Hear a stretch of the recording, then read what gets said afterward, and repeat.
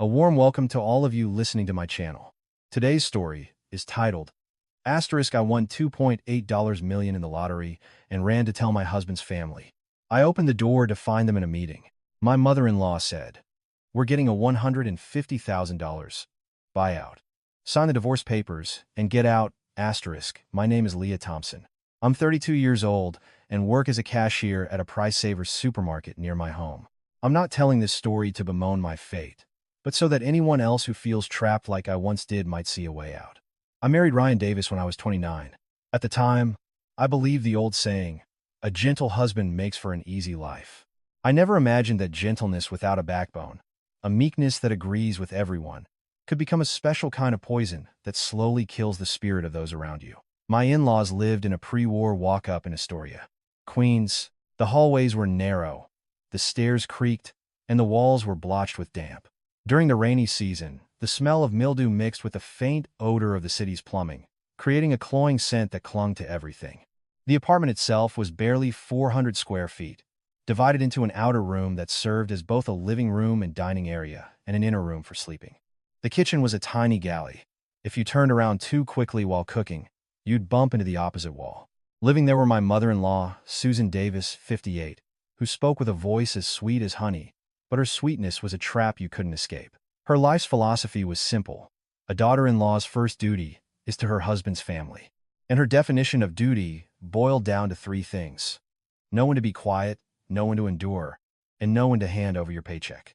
My sister-in-law was Hannah Davis, 26. She'd wake up around noon, spend her afternoons at cafes curating her social media presence, and disappear in the evenings to destinations unknown. She never brought home groceries, but her mouth was always open to ask for money. People often say women fear an indifferent husband. I feared something more, a family that saw me as a walking ATM. And then there was Ryan, my husband, an HVAC technician. He wasn't a bad man. He didn't drink excessively or gamble, and he never laid a hand on me. But he had a unique talent, the ability to completely vanish whenever I needed him most. When his mother scolded me, he was silent. When his sister asked for money, he was silent. When I was drowning in my own quiet sorrow, he was silent. He was as quiet as a shadow, and a shadow can't shield anyone from the sun.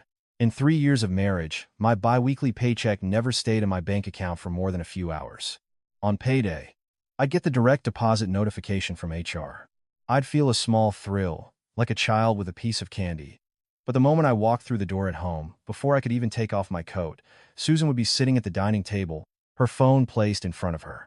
Her voice would be light, as if she were just asking about the weather. Paycheck came in, dear? Give me your debit card. I'll hold on to it for you. Women with money tend to make frivolous purchases and end up short. I remember the first time. I forced a smile. That's okay, Susan. I can manage my own expenses. She slammed her teacup down on the saucer with a sharp clink, her eyes drilling into me. You manage your expenses? Then who manages this household? You're part of this family now. We live together. We eat together. So we share our money. I'm just keeping it safe for you, so it doesn't get wasted. It's not like I'm taking a single penny for myself. Before I could protest further, Ryan reached over, took my wallet, and handed my debit card to his mother as if it were a long-practiced ritual. He whispered, trying to soothe me, "Just let her, Leah. Mom's better with numbers." The words stuck in my throat. An outsider might say, "What's the big deal? It's just a debit card." But I ask you to imagine this. You work on your feet for 10 hours a day, your back aching and your legs swollen, only to come home and have to beg for a $20 bill to buy shampoo. That feeling isn't about being poor in money. It's about being poor in personhood, stripped of your basic autonomy. From the day my card fell into Susan's hands, every minor need became a major negotiation. I needed new work shoes because the soles of my old ones were peeling off. She'd ask, "Can't they still be worn? You're just a cashier. Who's looking at your shoes?" I wanted to send a little money to my mother upstate. She'd sneer, "Doesn't your family have men to provide for them? Why is it your responsibility? You're a wife now. Your husband's family comes first." Once, my mom came to visit, and I discreetly slipped her some cash for the bus ride home. Susan found out. She didn't confront me in front of my mother. Instead, she waited until she left and then delivered a line as sweet and sharp as a needle. "I would never stop you from loving your mother, dear. But you must love her the right times way. You don't want people saying this family is supporting you, just so you can support another household. It sounded like a moral lesson, but it was really a set of chains. Living in that apartment, every meal felt like a performance review. Dinner was usually simple. A cheap cut of meat, some canned vegetables, maybe scrambled eggs. I never complained about the food. I only dreaded the way it was served with a side of judgment. Susan would pick at her food and say, "A good wife knows how to be frugal. A woman is judged by her character, not her looks." Hannah would be lounging with her feet up, scrolling through her phone, occasionally piping up, "Hey Leah, I have a class tomorrow. Can you spot me some cash for it?" I'd ask, "What kind of class? Where is it? Do you have a registration form?" Hannah would roll her eyes. "Oh my God, you sound like a bank. We're family." Susan would chime in, "Don't bother her with questions. Just give the money to me, and I'll give it to her. She's trying to build a future for herself. She'll be able to help you and Ryan one day." I'd look over at Ryan. He'd be chewing his food, his eyes avoiding mine, as if his only wish was for the meal to end peacefully. I understood that in this house, peace was synonymous with my silence. Many nights, I lay awake, listening to the old fan groaning and the sound of rain on the fire escape, and I'd ask myself where I went wrong. I wasn't lazy. I wasn't a freeloader. I worked hard and spent little. So, why did I always feel like I was in debt? Sometimes, I'd try to comfort myself with the idea that turning the other cheek brought peace. Then I'd laugh bitterly. I'd been turning the other cheek for so long that they just assumed I didn't feel the sting anymore. The more I yielded, the more they took. The breaking point began to form last month. The supermarket was short-staffed, and I worked overtime constantly. I'd come home so exhausted I'd fall asleep the moment my head hit the pillow. Yet, in the morning, Susan would shake me awake. "Get up and come to the market with me. A woman in this house needs to know her duties. Your job outside is just a job, but your work inside this house is your responsibility." I dragged myself to the market with her, carrying bags of produce and meat, without even $20 in my own pocket to buy a small carton of milk. I asked her, "Susan, can I have a little money? I want to buy some chili flakes." She looked me up and down. "Money for what? I have all the money. Stop being so extra." The humiliation of asking for the money I had earned was a special kind of hell. It was a shame you couldn't speak of, because speaking up would earn you the label of disrespectful.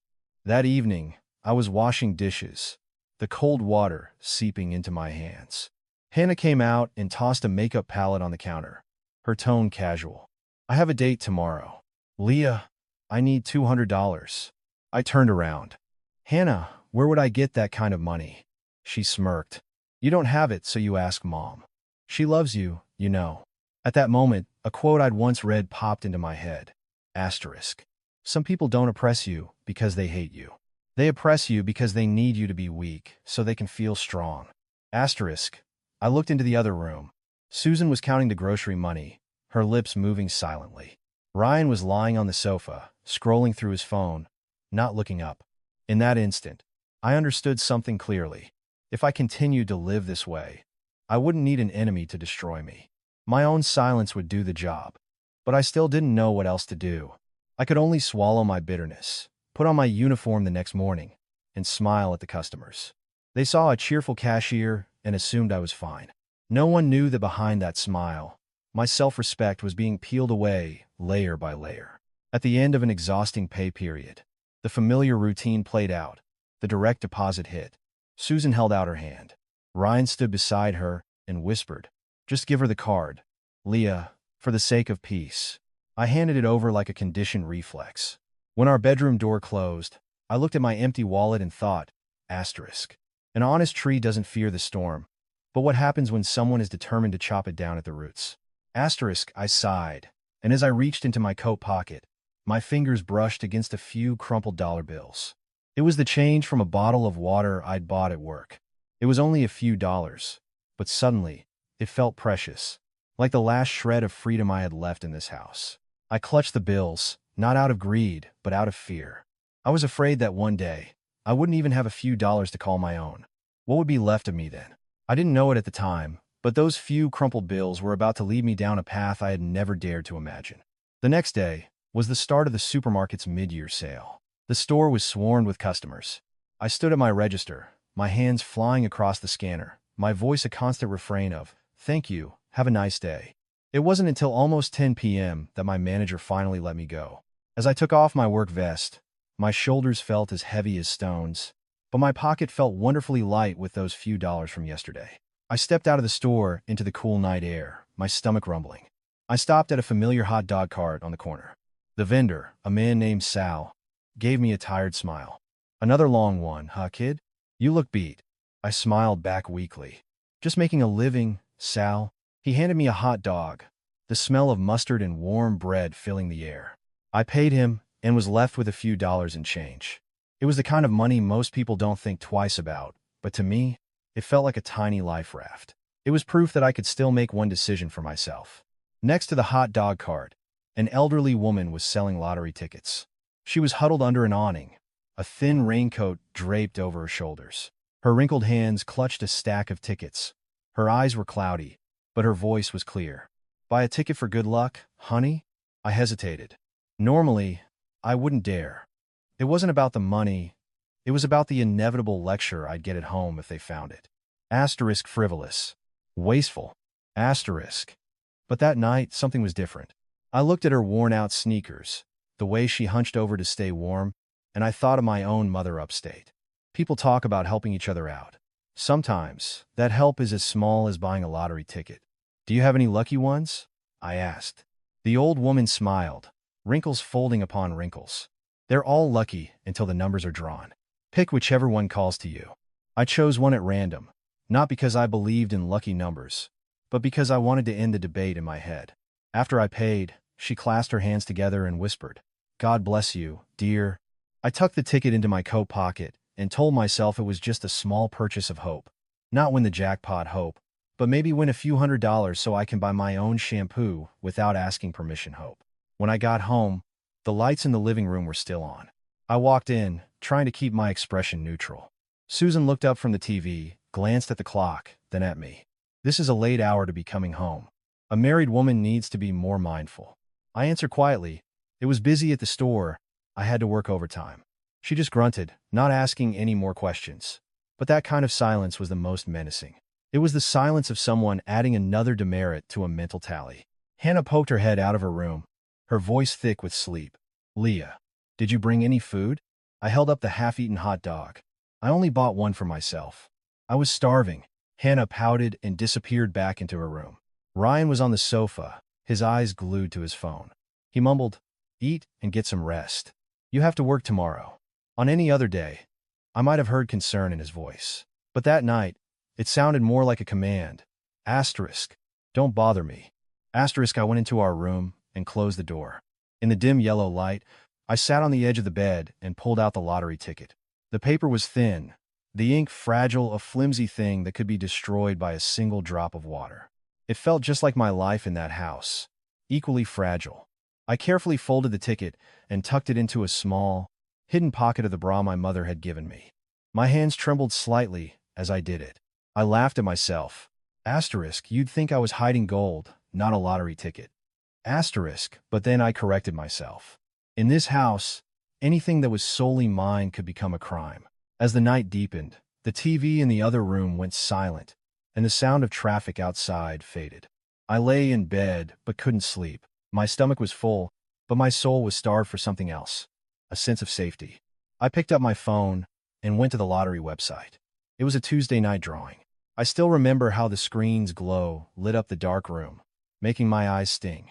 I typed in the numbers, comparing them one by one. At first, I was just curious, but then I saw the numbers on my ticket matched perfectly. I checked again, and a third time. I zoomed in on the screen, pinching and pulling the image, terrified I was making a mistake, that it was a false alarm. But the more I checked, the harder my heart pounded, so loud I could hear it in my ears. I had won. The jackpot. The lump sum payout after taxes was displayed on the screen. Asterisk asterisk $2.8 million. Asterisk asterisk. I didn't scream. I didn't jump for joy. I didn't feel the elation people imagine when they win the lottery. I just sat bolt upright, a cold sweat breaking out on my back. It felt like I had just found a bag of cash on a deserted street, only to realize I was surrounded by vultures. I clapped a hand over my mouth to stifle any sound. My eyes burned, but no tears came. Instead, Images flashed through my mind, not of new houses or fancy cars, but of Susan holding my debit card, of Hannah holding out her hand for money, of Ryan sitting silently, an uninvolved spectator to my life. I heard myself whisper to an invisible presence, "Oh God, if they find out, I'll lose everything." People say money brings happiness, but in that moment, I understood a different truth. Having money without the power to keep it is a curse. My fear was no longer of being poor. It was the fear of my family turning into strangers or worse, predators overnight. I immediately turned off my phone, as if extinguishing a fire, and sat there, frozen, clutching the spot on my chest where the ticket lay. That thin piece of paper suddenly felt as heavy as my entire life. I didn't dare turn on a light or go out for a glass of water. I just sat and listened to Ryan's even, carefree breathing beside me, as if the world hadn't just tilted on its axis. After a long while, I finally managed to lie back down. But I didn't sleep. I just stared at the dark ceiling, a single thought repeating in my head like a knock on a door. Asterisk. Keep it secret. You have to keep it secret at all costs. Asterisk. I turned my head to look at the man I once believed was my rock. In that moment, I felt no anger, no resentment. I just saw one thing with absolute clarity. From this point forward, if I didn't save myself, no one else would. I closed my eyes, forcing myself to breathe slowly. I didn't know if I would be okay, but I knew I had to be careful with every breath I took. Lying next to Ryan, my eyes were wide open. The phone screen was dark, but that number still blazed in my mind like a spotlight I couldn't dim. I could hear his steady breathing, the rhythmic creak of the old fan, and the frantic thumping of my own heart, so loud I was sure the neighbors could hear it. I didn't dare move. In that apartment, even a trip to the bathroom in the middle of the night would be met with investigative questions in the morning. I just turned over as gently as I could, pulling the blanket up higher, one hand resting on my chest where the ticket was hidden. The feeling was bizarre, like holding a simple piece of paper that contained the weight of a falling sky. I kept telling myself, asterisk, be calm. Be calm. Asterisk. But how could I be calm when a secret of this magnitude was pressed against my own skin? I thought of my mother-in-law, Susan, and the way her eyes lit up at the sight of money. I thought of Hannah, whose default phrase was, "Leah, can you give me some?" I thought of Ryan, the man who was kind, but whose kindness was a shield he used to push me in front of incoming fire. Around 3 a.m., I couldn't stand it anymore. I quietly retrieved my phone, pulled the covers over my head like a child doing something forbidden, and dialed my mom. The phone rang once, twice. I was about to hang up, afraid of waking her. But then her voice came through, groggy from sleep. "Leah? Honey, what's wrong? Why are you calling at this hour?" Just hearing her voice made my throat tighten. I forced myself to whisper, so quietly it was like talking to myself. "Mom, I won the lottery." There was a few seconds of silence on the other end. I thought she hadn't heard me. I repeated, a little louder, afraid the words would vanish. "I won big, Mom. Really big." My mother let out a long, slow breath. There was no shriek of joy. No, "Oh my God, what a blessing." Instead, her voice was sharp and sober. "Where are you right now? At their house?" "Yes." "Does anyone know?" "No. I haven't told a soul." Her next words were immediate, with no hesitation. "Good. Now, listen to me. Do not tell anyone. Not even your husband." I froze. A small, soft part of me still wanted to believe that a husband and wife were a team. I stammered, "But Ryan, he's my husband." My mother cut me off, her tone not harsh, but firm. "Your husband is a good man, but his kind of goodness has a leaky mouth. You haven't been able to keep your own paycheck, so what makes you think you can keep this? If other people know you have this money, you're opening the door and inviting them to rob you. Big money is the ultimate test of character, Leah. $1 in hand is worth 2 in the bush. But when you're dealing with greedy people, that dollar becomes a trap." I was silent. She continued, each word landing like a nail. "Listen carefully. From now on, you treat this secret like your own life depends on it. To protect it, you must do 3 things. 1. Guard your mouth. 2. Guard your face. 3. Guard that piece of paper." I swallowed hard. "Guard my face? What do you mean? Don't act unusually happy. Don't make any unusual purchases. Don't start any unusual arguments. You live exactly as you did before. In fact, You should be even more subdued. You know how your in-laws are. They see a blade of grass, and they want to claim the whole field. A chill went down my spine. My mother had never spoken so bluntly about them. But she had perfectly articulated my deepest fear. My voice was almost a plea. So what do I do first? First, secure that ticket. Where is it right now? I looked down at my chest and whispered, I have it on me. Good. But it needs a proper hiding place. Don't let sweat or moisture ruin it. I'm going to sew you a money belt. A thin but sturdy one with a hidden pocket that you can wear around your waist. Don't try to make one yourself. Your hands will be shaking. I'll send it down on the morning bus. I bit my lip. Mom, I'm scared. What if they go through my things? Her voice was unnervingly calm. Then you have even more reason to keep it on your person at all times. Remember this, Leah. What's yours? You must protect yourself. Don't expect anyone else to protect it for you. I'm not teaching you to distrust your husband. I'm teaching you to be wary of human nature. I felt my eyes well up. I couldn't sob, but hot tears started to soak my pillow. Hearing my heavy breathing, my mom's voice softened slightly. Don't cry. When you were poor, they looked down on you. If you're rich and don't know how to protect it, they'll tear it from you. I love you, and I won't let my daughter become their prey. I wiped my tears, trying to steady my voice. What about claiming the prize? How do I do that? She spoke slowly, as if guiding a child across a busy street. You have to be discreet. Don't go alone. If you're scared, I'll come down. Take a day off work. Tell them you have a doctor's appointment for a full checkup. And when you leave the house, act normal. Don't be sneaky or suspicious. Have your story ready in case they ask any sudden questions. I thought of Ryan sleeping beside me, of this cramped apartment, where my every move was scrutinized. I whispered, Mom, it feels like I'm living in a stranger's house. Her voice turned grim. Because you are. You've lived there for 3 years, and they still don't see you as one of them. Consider this a gift from heaven, Leah, a way out. But you have to walk that path yourself. Don't let anyone lead you. My heart ached, but at the same time, I felt something new taking root, not a rosy sense of hope, but a cold, hard clarity. It was like being lost in a thick fog and suddenly being handed a lantern. I asked one last, small question. Mom, if I hide this from them, should I feel guilty? There was a pause, and then she said, You feel guilty toward people who love you. With people who only love your money, don't chain yourself with guilt.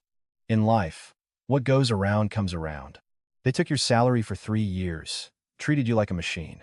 Now, you're keeping this one thing for yourself. There is nothing wrong with that. I closed my eyes. For the first time in a very long time, my heart didn't feel like a leaf tossed in the wind.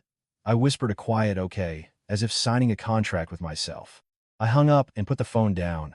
Outside, the sky was still dark, but inside me, the suffocating gloom of the past 3 years suddenly had a sharp, bright line drawn through it.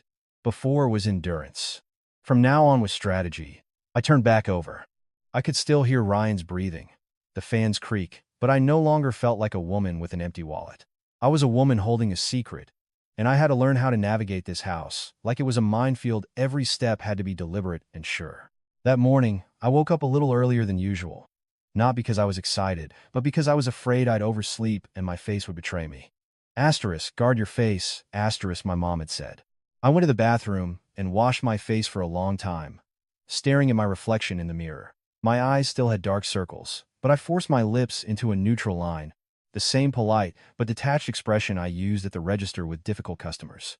When I came out to the living room, breakfast was already on the table, a pot of plain oatmeal and a jar of pickles. The warm smell of the oatmeal usually felt comforting, but that morning it smelled like smoke, the kind of smoke people use to obscure their true intentions. Susan was sitting at the head of the table, her back straight, stirring her bowl, as if she were stirring up the very atmosphere in the room. Hannah sat across from her, hair messy and face still puffy with sleep, but her phone was already in her hand. Ryan was tying his work boots, his gaze fixed on the floor. I sat down and scooped some oatmeal into a bowl.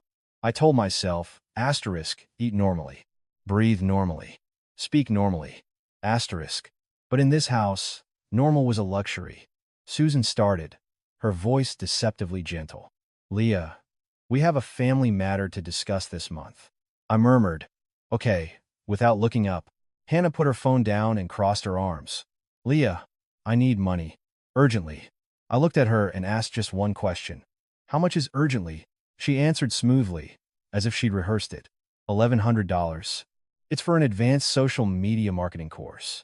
Registration closes today.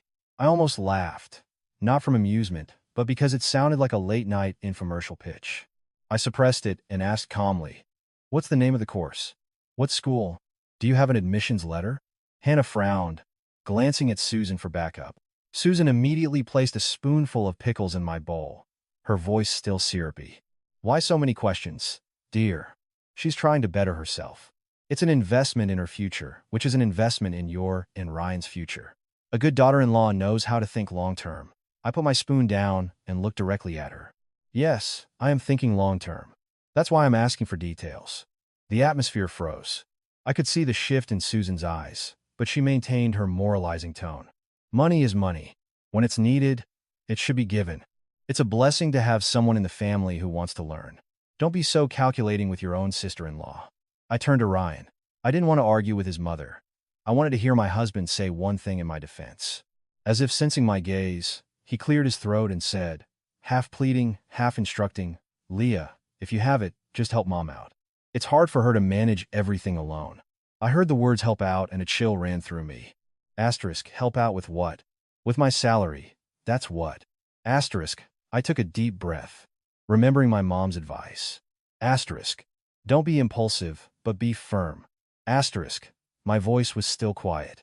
I can't give you the money this month. Susan slammed her spoon down. The clatter was small, but it was enough to make everyone jump. You can't? She repeated, looking at me as if I were a stranger. What are you talking about, Leah? I met her gaze without flinching. I'm saying I can't give it to you because I don't have the money in my possession. Hannah snorted. You don't have money? You work full-time. That's hilarious. I turned to her. Going to work doesn't mean you get to keep the money, Hannah. You know that. Hannah's face flushed, and she turned to her mother. Mom, did you hear that? She's being sarcastic. Susan ignored Hannah, her focus entirely on me. Don't beat around the bush. Your paycheck is direct deposited, and I have the card. I haven't spent your money. Now the family needs something, and you're claiming you don't have it. Where did you hide it? That last question was a shot in the dark, and my heart hammered once. Hard. I knew this was the first trap. If I showed any sign of panic, they'd be on me like sharks to blood. So I did the opposite. I became even calmer. I haven't hidden anything. I'm just stating a fact.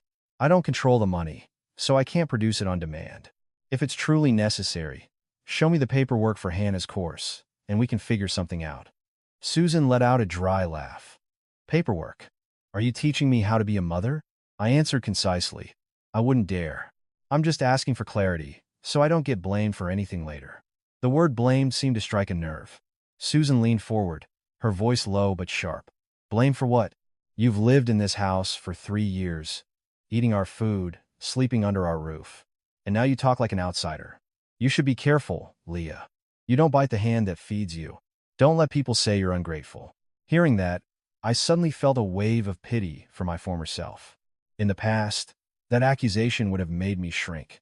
Today, I only saw it for what it was, a weaponized sense of obligation. I said slowly, I eat the food in this house, but I also earn the money to buy it. I haven't asked anyone for a thing. I just want transparency. A transaction, not a blank check I'm forced to sign with my silence. It was only then that Ryan finally looked up, his expression wavering like someone caught between two armies. He pulled his chair a little closer to me.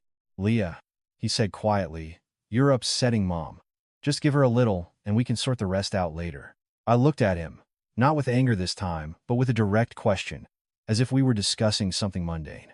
Ryan, do you have any idea how much money I have to my own name right now? He went silent. The kind of silence that is its own answer. I gave a small nod, as if to say, asterisk, I understand. Asterisk, I turned back to Susan. You want me to borrow money from my mother, don't you? Susan's eyes flickered, thinking I was about to give in. Well, if you called your mother, she loves you, she would help. It's only $1,100. It's not a big deal. I put my spoon down for the last time. My voice was still quiet, but resolute. I will not call her. I will not use my mother's good name to cover for someone's urgent need that has no proof. Hannah shot up. Who are you calling unclear? I looked her straight in the eye. If it's for tuition, show me the bill. If you don't have a bill, don't expect someone else to carry the weight. Hannah slammed her hands on the table, her face crimson. You've got a lot of nerve, Leah. You're acting like you're some project manager, demanding checklists. I almost smiled at her use of the word checklist, which she had clearly picked up somewhere. But I didn't. I just said, yes, I'm checking the list, so I don't get led by the nose. Susan slammed her own hand on the table, her voice rising. Leah, that is disrespectful. If you want to live peacefully in this house, you listen to me. If you don't, then you can pack your bags and go back to your mother. She didn't scream the words, but the intent to banish me was clear. My throat felt tight. For 3 years, I had swallowed countless insults like this one. But not today. I stood up and pushed my chair in neatly. For the first time, I looked Susan directly in the eye, and I didn't tremble. Fine. If you want to kick me out because I won't fund a baseless request, I will remember this. Ryan jumped up and grabbed my arm. Leah, stop. This is getting too tense. I gently pulled my arm away. I spoke to him in a low voice, meant only for him. Ryan, I'm not fighting. I'm just saying no. You're just so used to me saying yes that you're in shock. I turned and picked up my purse. Susan stepped in front of me, her eyes fixed on my bag as if she had X-ray vision. What's in there? Let me see.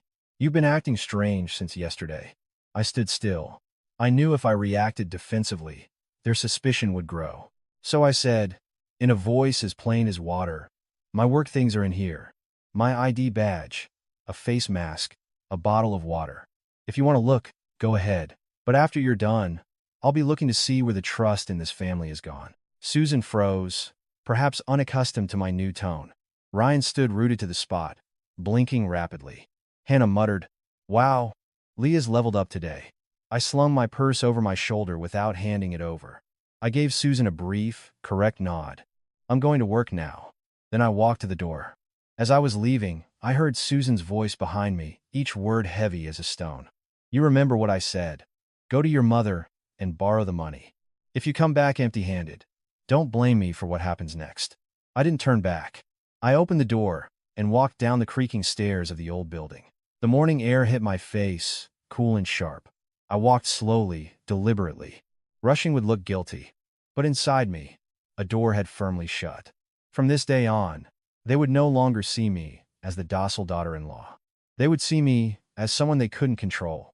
And I understood that when people are used to holding you by the neck, the simple act of lifting your head is, in their eyes, a crime. After that morning, the atmosphere in the apartment shifted dramatically. It wasn't peaceful. It was like the surface of a still pond suddenly covered in a thick layer of algae. It looked calm, but one step and you'd sink. Susan stopped scolding me directly and switched to a form of weaponized silence. At dinner, she wouldn't address me, but would make pointed comments to the room, like, a woman shouldn't be so competitive. A happy home is all that matters. She'd say happy home while her eyes darted toward me, as if measuring how many more days my obedience would last. Hannah's behavior was strange too. She stopped asking for money, at least to my face. Instead, she'd scroll loudly through videos of exotic vacations, designer shoes, and expensive handbags, punctuating her viewing with dramatic sighs, as if her life was a tragedy of unfunded desires. Ryan remained Ryan. He went to work, came home, ate, and then retreated to his phone, avoiding all meaningful conversation. I often looked at him and wanted to ask, you're afraid of your mother and your sister, but are you afraid of losing your wife? But I never did. My mother's advice echoed in my mind. Asterisk. When you don't have leverage, don't put yourself in a position to be cornered. Asterisk. Things took a turn. One weekday afternoon, I got off my shift early and was walking up the stairs of the apartment building when I saw a few of the neighborhood women gathered, their gossip flying faster than the city traffic. Did you hear? They're talking about a buyout. A buyout for this old place? We'd be set for life. Could be a couple $100,000 per apartment. Who knows? I stopped short. This building was old, with rusting railings and cracked walls. Rumors of a developer buyout weren't new, but they were usually just that, rumors. But this time, when I glanced up, I saw Susan looking out the window, and her eyes had a glint I'd never seen before. The glint of someone who just heard the sound of money falling from the sky. The moment I walked in, she greeted me with an unusual enthusiasm. Leah, you're home. Are you tired? Have you eaten? I was taken aback by her kindness. She rarely spoke to me that way. I ate at work, Susan, I replied. She smiled, then opened a cupboard and pulled out a carton of almond milk, placing it in front of me. Drink this. Dear, a working woman needs to take care of herself. You've gotten so thin. I picked up the carton, my hand feeling stiff. They say a good deed is long remembered. I remembered a different saying. Asterisk. Too much sugar rots your teeth. Asterisk. Uncharacteristic kindness is usually followed by an uncharacteristic request. As I expected, Susan didn't keep me waiting. She pulled a chair up, her voice confessional. Leah, I want to talk to you about something, and please don't think I'm being calculating. Our family has a real opportunity here. If this buyout happens, our lives will change. But to make the most of it, we have to be smart. I murmured in acknowledgement. Susan continued, her voice as soft as velvet. Hannah is getting older. A young woman needs a good nest egg to have a respectable start in life. I was thinking you could help your sister out. I looked at her. Help her how, Susan? She gave me a gentle smile. Well, you have that small condo your parents gave you before the wedding, right? I was thinking you could sign it over to Hannah. As a gift, to give her a foundation. You and Ryan are married. What's yours is his. We're all family. Hearing this, a cold knot formed in my stomach. That small condo wasn't much, but it was the one thing I knew was truly mine. A safety net if life ever went sideways. She said family, but in her mouth, the word often just meant family assets. Before I could answer, Hannah emerged from her room. She was uncharacteristically well-dressed, her hair styled, lipstick on. She sat down next to Susan, her voice soft and deferential. Leah, I know I've been a bit carefree in the past, but I want to change. I want to build something for myself.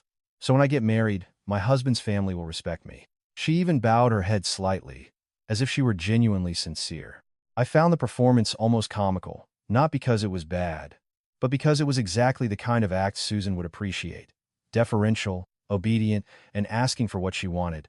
Ryan came out too, wiping his phone with a cloth, as if polishing away his own responsibility.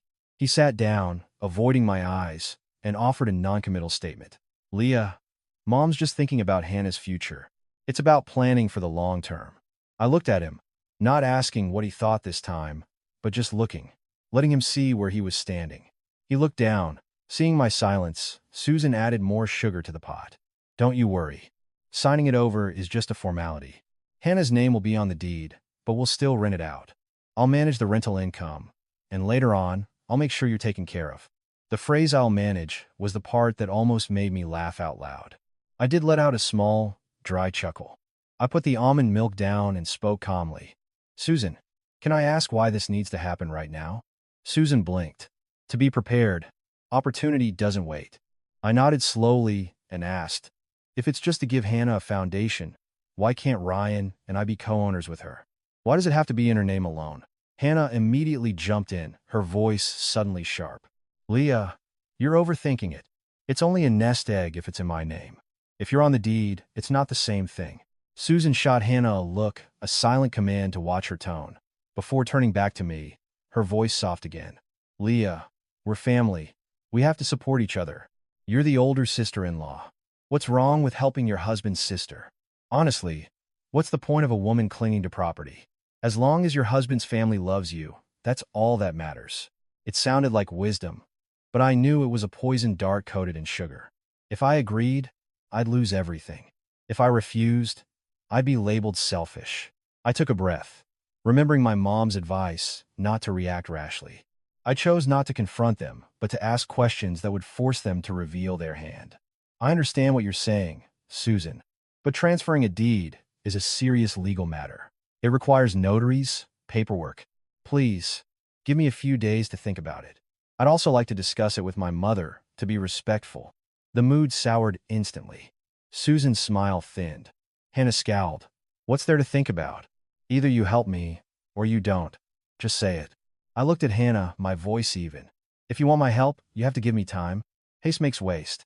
Susan cut in, her voice gaining a harder edge. That sounds like an excuse to me. You're just afraid of losing your precious condo, aren't you? I didn't deny it. Yes, I am afraid. My parents worked very hard to give me that. I can't make a rash decision. Susan let out a sharp, derisive laugh. Your parents worked hard? What about me? I raised Ryan and Hannah. Now it's time for my daughter-in-law to show some gratitude, and all you can talk about is being afraid. The word gratitude tasted bitter. Gratitude was for one's own parents. What she was asking for was my deed. I looked at her, maintaining my composure. I show my gratitude by working, by contributing to this household, by living respectfully. Transferring property is another matter entirely. I need to think. It was then that Ryan finally spoke up, his tone a mix of pleading and reproach. Leah, you're making this difficult. Mom asked nicely. Just let her handle it so we can have some peace in this house. I heard the word peace, and a response slipped out, not loud but clear. This house is not in turmoil because I'm asking questions. It's in turmoil because everyone wants me to sign, and no one wants me to understand what I'm signing. The room fell silent. Susan stared at me, her gentle facade gone. But she didn't explode like she had over the money. She changed tactics. She stood up, smoothing her clothes. Fine. You think about it. But let me tell you, don't come crying to me when this opportunity passes you by. Hannah pouted, tossed her hair, and stomped back to her room. Ryan went out to the fire escape for a smoke. I was left alone with the untouched carton of almond milk. I felt as if I had just narrowly escaped a well-laid snare. That evening, after washing the dishes, I stood looking at the sink, listening to the running water. I remembered an old saying, asterisk good fences make good neighbors. Asterisk, this family had no fences, and so our goodwill was being eroded daily. I didn't call my mom right away. I quietly took out the deed to my condo and reviewed it. Not because I was afraid of signing it by mistake, but because I understood. From this day forward, their target had shifted. They were no longer asking for pocket money. They were asking for my entire future, with a single signature. That night, the air was thick and heavy. The old apartment, already stuffy, felt like an oven without a breeze. I had just gotten home from work, and hadn't even changed when Hannah came out of her room, fanning her face. God, it's so hot in here. This place is like a furnace. Susan, waving a small fan, snapped back. Be grateful you have a roof over your head. Some people have nothing. You're just spoiled. I didn't join the conversation.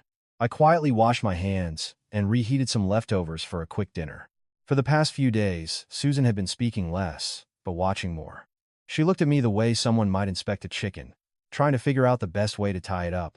After dinner, Ryan went out to the fire escape. He was always quiet, but tonight, he was practically mute. I looked at him, wondering if he was annoyed by my new assertiveness, or if he just wanted to float through life without making waves. Around 9 p.m., just as I was about to take a shower, the power went out. The fan stopped spinning, the lights died, and the only illumination was the faint glow from the hallway. Hannah shrieked, "Oh my God, a blackout? Are you kidding me?" Susan hissed, "Quiet. You want the whole building to know we don't even have a candle?" I pulled my bedroom door almost shut and turned on my phone's flashlight. Even that felt risky. They'd ask why I needed a light, what I was hiding. I quickly turned it off, leaving the door cracked just enough to let in some air. The blackout stripped away all pretenses. You could hear every breath, every footstep, every clink of a spoon against a bowl. You could almost hear what people were thinking.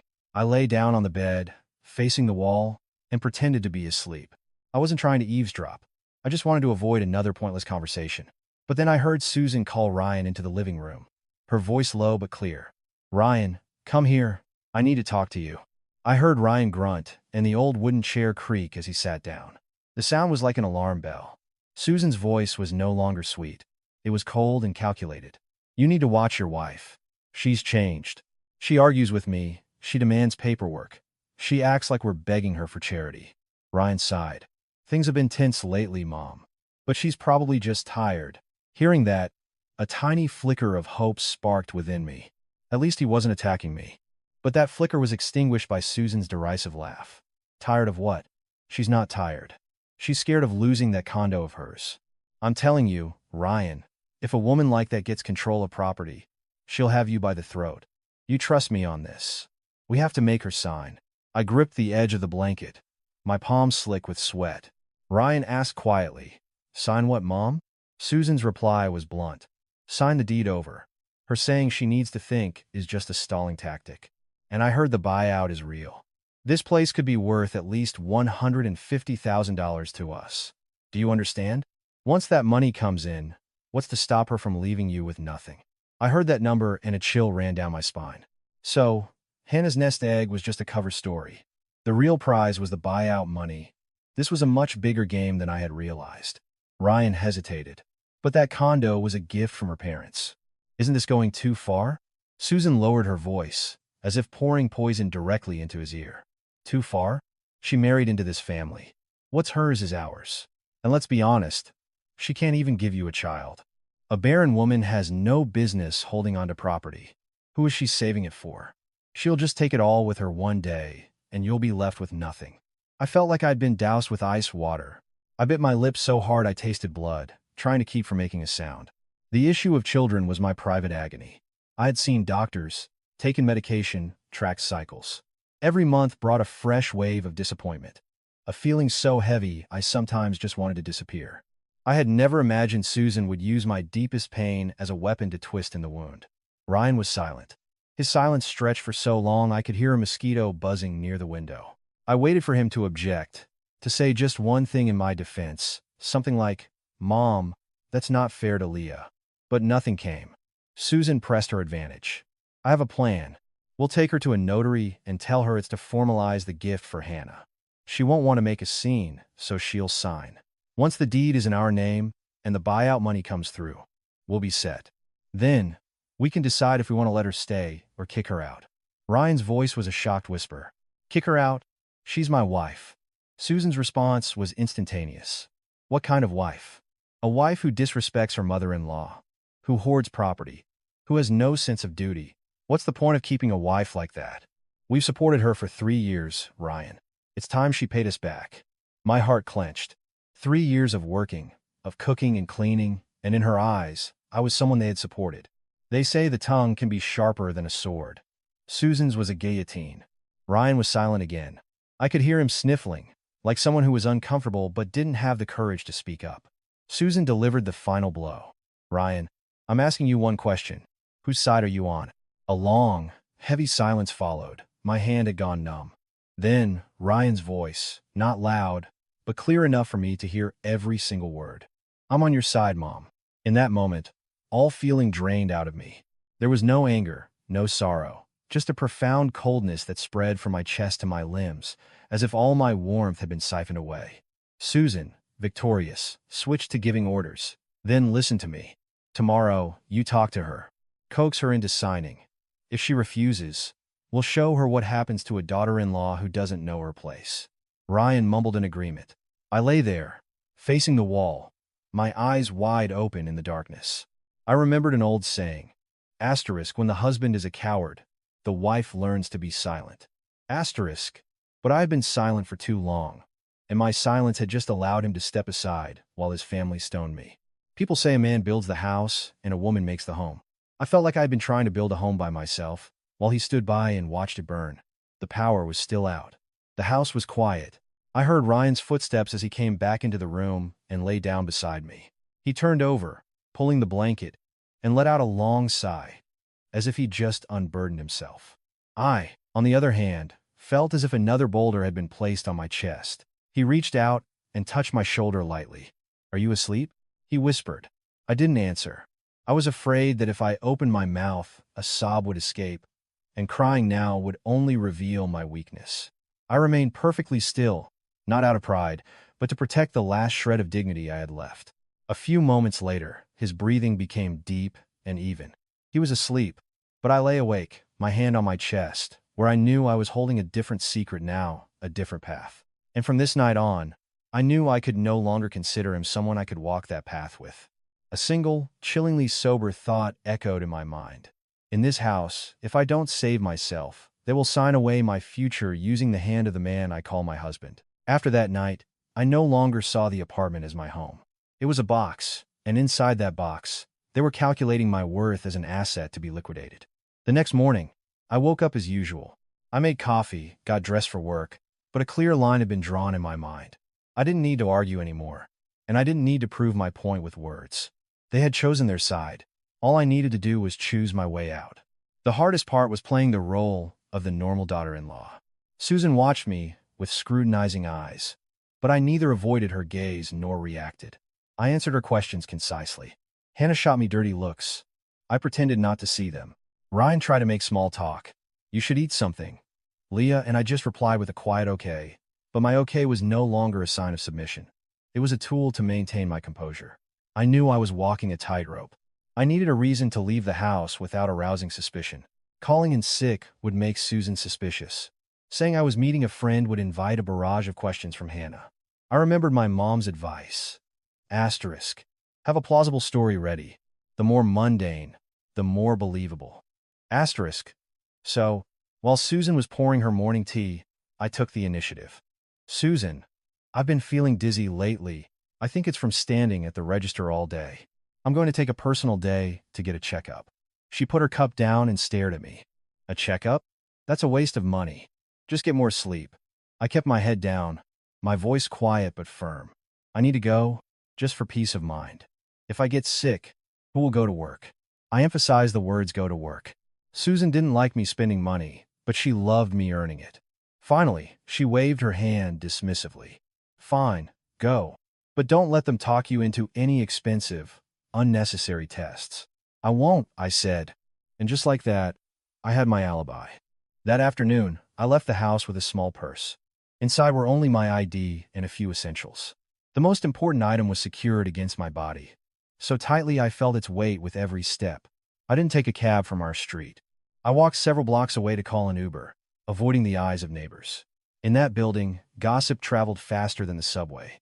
My mom was waiting for me at a small noodle shop near a busy intersection, the kind of place where people ate quickly and left, too busy to notice anyone else. She was sitting there, wearing a simple brown blouse, her hair in a neat bun, a glass of iced tea in front of her.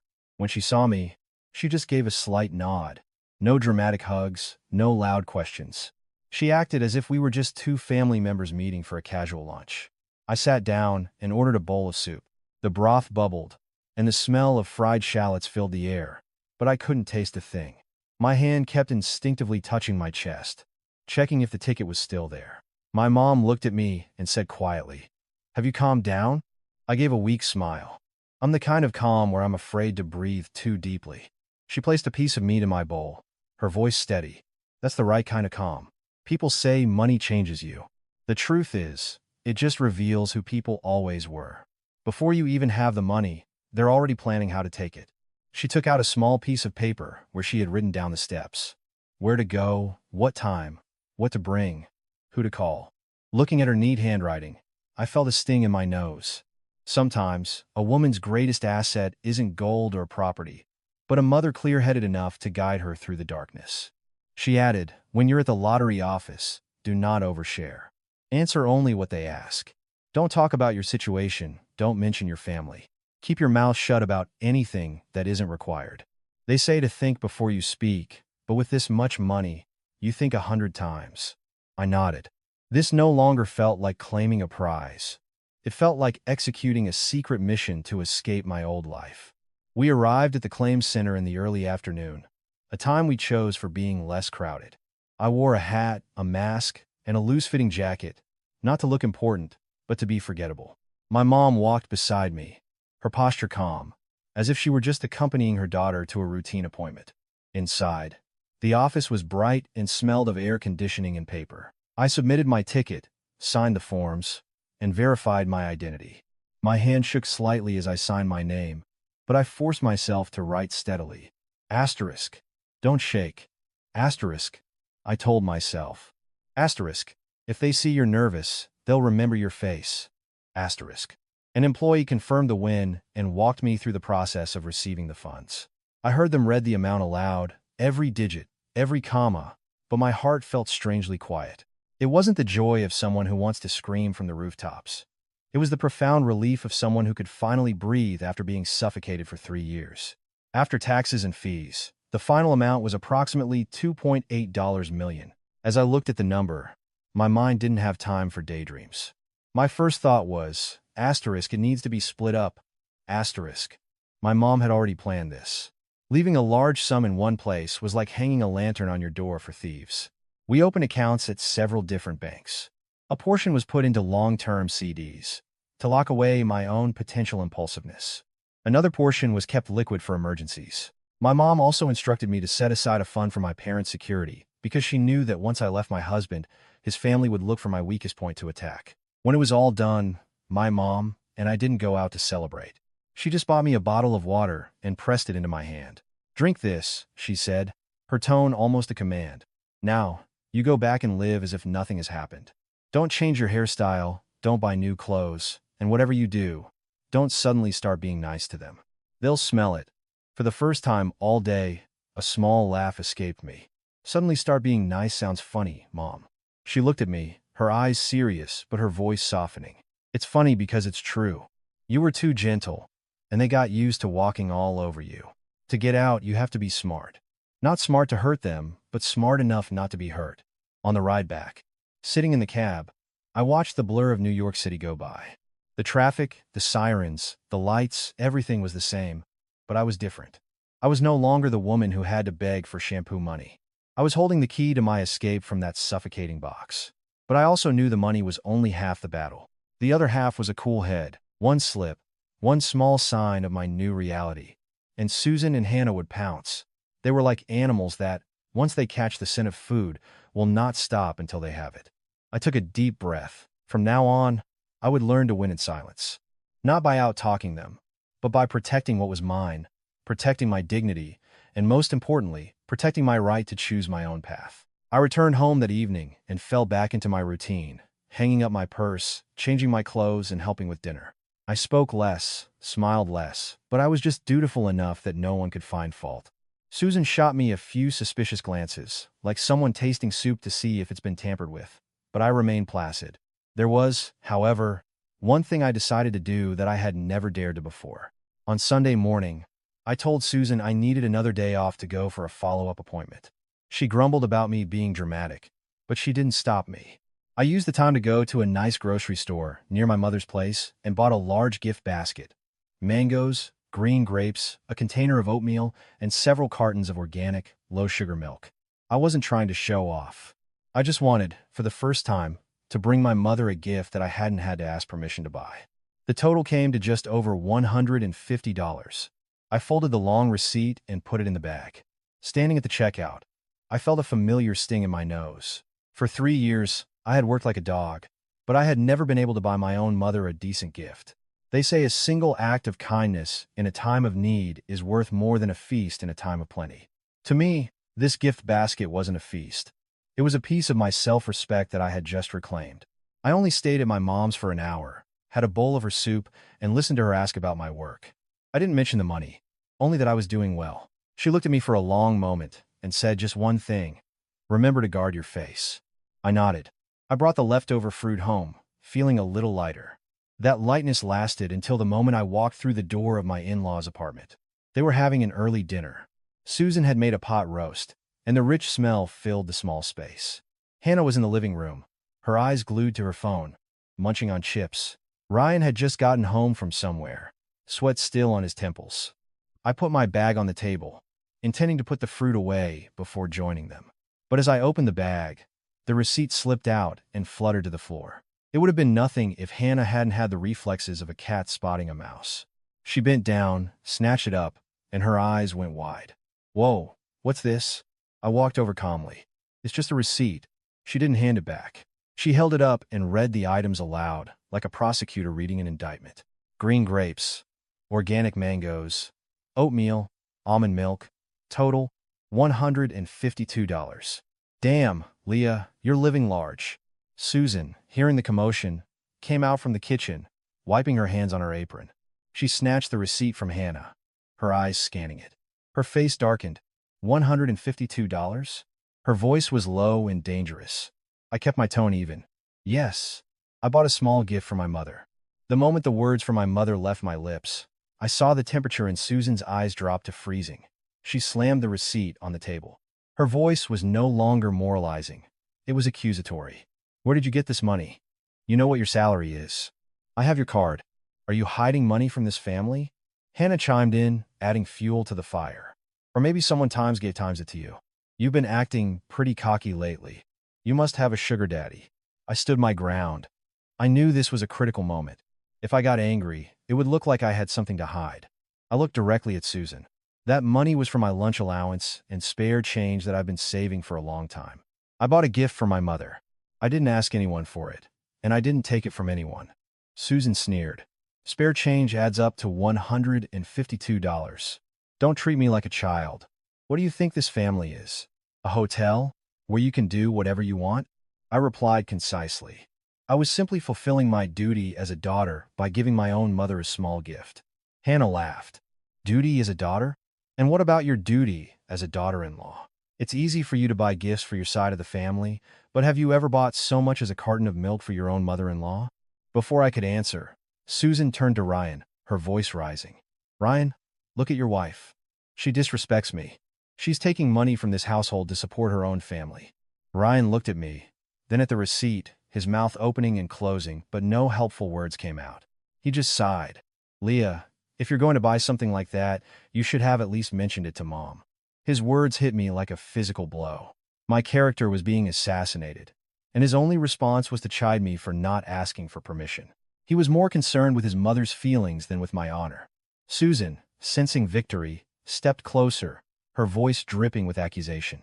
A married woman's finances should be transparent with her husband's family. To be this secretive, if it's not an affair, then it's betrayal. Hannah added her own cruel twist, pretending to be concerned. She's right.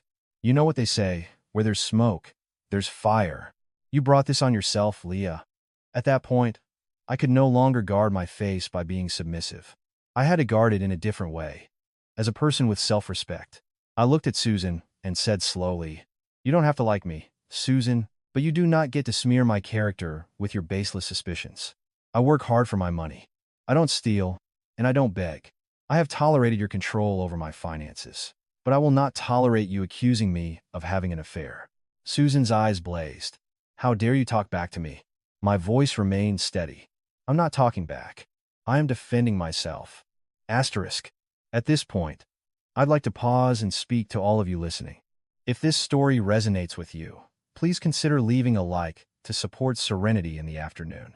And if you were in this situation, falsely accused in your own home, what would you do? Please share your thoughts in the comments. As you'll hear, sometimes the things we think are impossible can change a person's entire life. Asterisk. I turned to Ryan. I didn't scream or cry. I just asked him one clear question. Ryan, do you believe me? He stood there, his face tense. Finally, he said, in that familiar, non-committal way, I don't know what to believe, but making Mom upset is wrong. That one sentence was all I needed to hear. It was a confirmation that, in his eyes, his mother's feelings would always outweigh his wife's integrity. I gave a small nod, as if accepting a final verdict. Then I'm done, I said, my voice firm. I will not live in a house where people can decide who I am on a whim. Susan shot back. What's this melodrama? You're going to leave your husband over a $150 gift basket. I looked her in the eye. It's not about the $150. It's about the fact that all of you used it as a weapon to attack my character. Hannah sneered. If you're so tough, then leave. Don't act like you're some queen. I didn't respond to Hannah.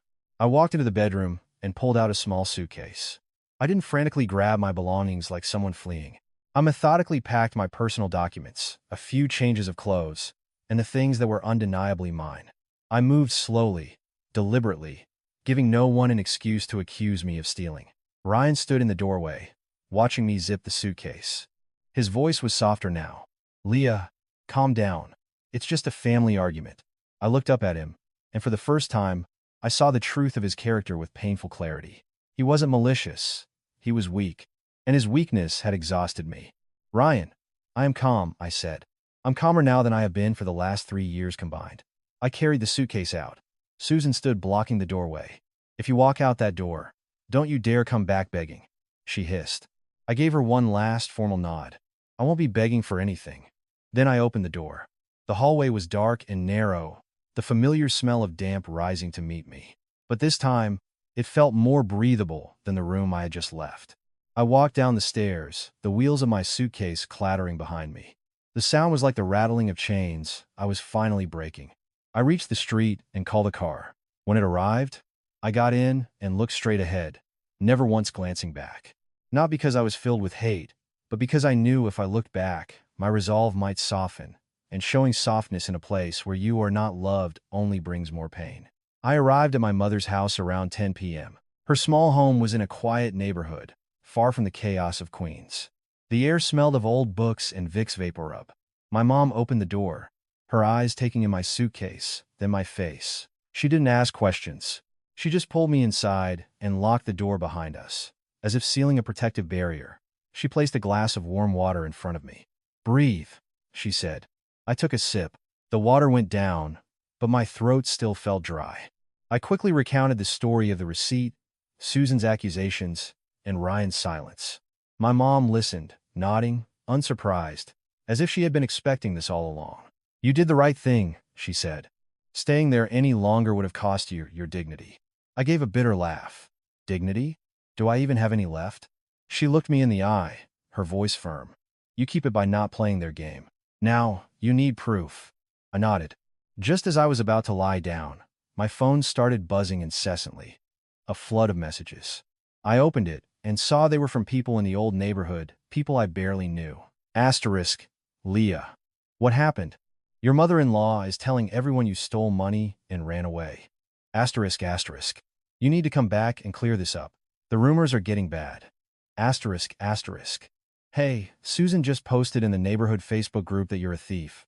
Asterisk, I sat bolt upright, my heart pounding not with fear, but with a cold, sharp anger. I opened the neighborhood Facebook group, a page I usually ignored, and I saw it. Susan's post. It wasn't long, but it was crafted to invite the worst kind of speculation. It was accompanied by a blurry photo she must have taken of me leaving with my suitcase. The post vaguely mentioned me leaving suddenly after being questioned about unaccounted for funds and hinted at disloyalty. She ended with the most devastating line. Asterisk, my family took her in for 3 years, and this is how she repays us. Asterisk, I read it, my hands turning to ice. I couldn't believe a mother-in-law could drag her daughter-in-law into a public forum and sell her reputation so cheaply. Before I could even process it, a private message from Hannah popped up. It was one sentence. Asterisk, if you're so innocent, sue us. Don't think you're clean. Asterisk. Looking at the message, I suddenly wanted to laugh. It was the absurdity of the guilty acting like the victors. But my mother was right. The world isn't afraid of the innocent. It's afraid of the innocent with evidence. I took a deep breath. I didn't argue. I didn't reply. I did 3 things. First, I took screenshots of the entire Facebook post, including the group name, the timestamp, the number of likes, and all the comments from people piling on. I didn't engage. I just saved. Second, I screenshotted all the private messages, including Hannah's taunt. With every tap of the screen, I felt like I was gathering the torn pieces of my reputation to stitch them back together as evidence. Third, I called my mom into the room. She looked at the screen, her expression grim. "Don't get into a fight online," she said. "That's what they want. Get some sleep. Tomorrow, I'm taking you to see someone." The next morning, my mom drove me to meet a lawyer named David Kahn. His office was on a modest street, the sign simple and professional. I walked in, my heart still heavy with the weight of their accusations. David was a man in his 40s, sharp and direct. He listened to my story, reviewed the screenshots, and looked at the messages. He didn't offer pity, only focus. "What is your desired outcome?" he asked. I was direct. "I want a divorce, and I want them to stop slandering my name." He nodded. "We have 2 separate but related issues. First, filing for a contested divorce. Second, addressing the defamation of character. You have solid evidence for the Facebook post, but you need to be prepared. If you push back, they will likely escalate." I looked at him. "I can handle it. I'm just worried about my mother."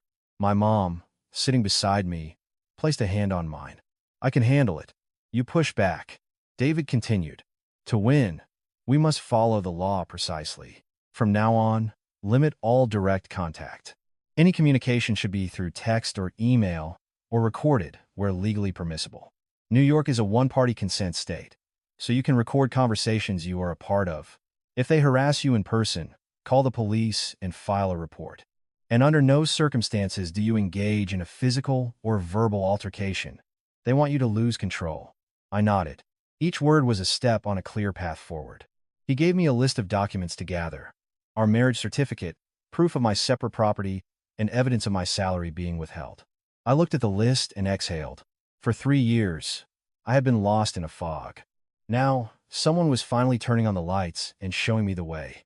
That afternoon, I returned to my mom's house. I didn't feel the need to defend myself in the Facebook group anymore.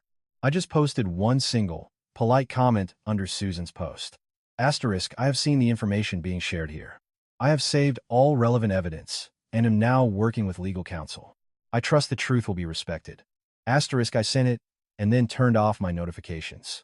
I knew I couldn't silence them, but I could choose not to let their noise destroy me. My mom made a simple soup. As I ate, I felt a little warmth return to my body. She watched me and said quietly, "Remember, an innocent person has nothing to fear, but to remain standing. You need strong roots. Right now, your evidence is your roots." I nodded. Outside, my phone continued to vibrate with notifications and gossip. But inside me, something had shifted. I was no longer the woman dragging a suitcase away from a storm of insults. I was the woman preparing to walk into a battle, armed not with fists but with facts and a clear mind.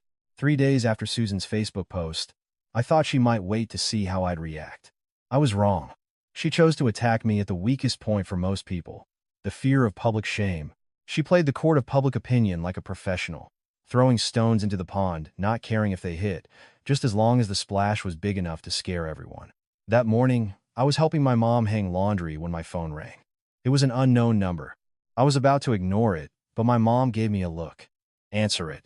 You need to know their next move." I picked up. A gruff man's voice, the kind that sounds like it's been aged by cheap cigarettes, came on the line. "Leah? This is Tom from 4B, in your old building. Your mother-in-law is out in the courtyard, crying her eyes out. She's telling everyone you stole from her and ran off. She wants the whole building to be her witness." I felt my heart go still. I relayed the message to my mom. "Susan is putting on a show in the courtyard, trying to rally the neighbors." My mom took my hand, her grip firm. "We're going. But we're going to do this the right way." I didn't go alone. I went with my mom, and I called my lawyer first. David's instructions were simple. Do not engage in an argument. Use your evidence only if necessary. If they try to provoke you, do not react. I understood. They wanted me to explode so they could slap a new label on me. Asterisk, the hysterical, violent daughter-in-law. Asterisk, I wasn't going to give them the satisfaction.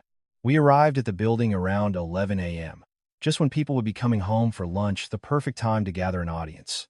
As we walked into the complex, I could hear the sound of theatrical wailing coming from the central courtyard. It wasn't the sound of genuine grief.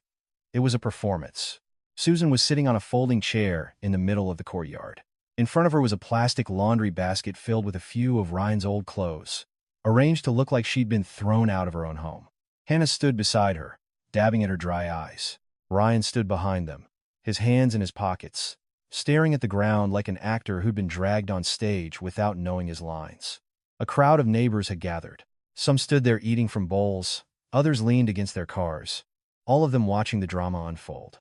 I saw women who used to greet me with a friendly "Hi, Leah, off to work?" now staring at me like I was a complete stranger. When Susan saw me, her wails grew louder. "Oh, look everyone, she's back. The thief is back. My daughter-in-law, who stole from us, abandoned her husband, and has the nerve to show her face here." Whispers rippled through the crowd. "Is it true?" I heard she ran off with another man. I heard every word, but I didn't rush forward. I walked slowly, stopping at a respectful distance.